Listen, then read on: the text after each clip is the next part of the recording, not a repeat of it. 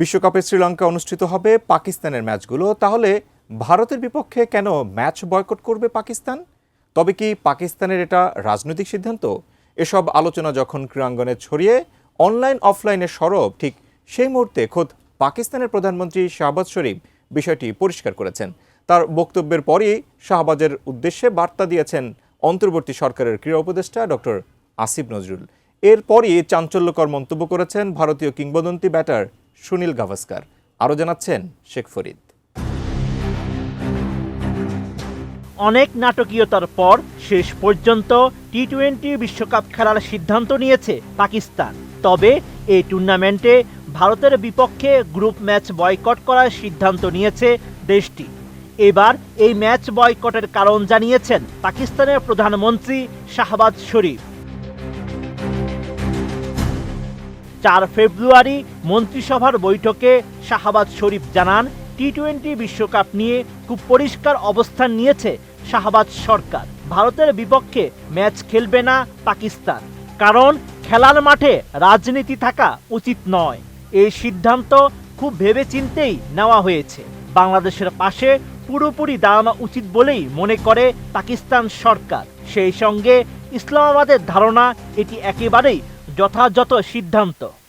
टी20 world cup जो है उस हवाले से हमने बड़ा वाज़ेह स्टैंड लिया है कि हम हिंदुस्तान के ख़िलाफ़ जो मैच है वो हम नहीं खेलेंगे, क्योंकि पाकिस्तान ने कहा कि ये खेल का मैदान है, ये सियासत नहीं है। खेल के मैदान में सियासत बिल्कुल नहीं होनी चाहिए। हमने एक बड़ा सोच समझ के हमने स्टैंड लिया है और इस हवाले से हमें बांग्लादेश के साथ पूरी तरह खड़े होना चाहिए इंशाअल्लाह। কোয়ালিটি সম্পন্ন আন্তর্জাতিক মানের still bar CSRM, committed for better still.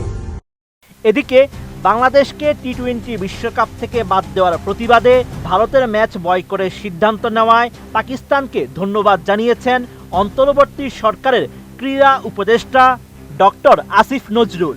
5 ফেব্রুয়ারি সামাজিক মাধ্যম ফেসবুকে এক স্ট্যাটাসে এমন মন্তব্য করেন আসিফ নজরুল। পাকিস্তানের প্রধানমন্ত্রীকে ধন্যবাদ জানিয়ে আসিফ নজরুল লিখেছেন, ধন্যবাদ পাকিস্তান। পাকিস্তানের প্রধানমন্ত্রী শাহবাজ শরীফ বলেছেন, বাংলাদেশকে টি-20 বিশ্বকাপ থেকে বাদ দেওয়ার প্রতিবাদে তার দেশ ভারত ম্যাচ বয়কটের সিদ্ধান্ত নিয়েছে।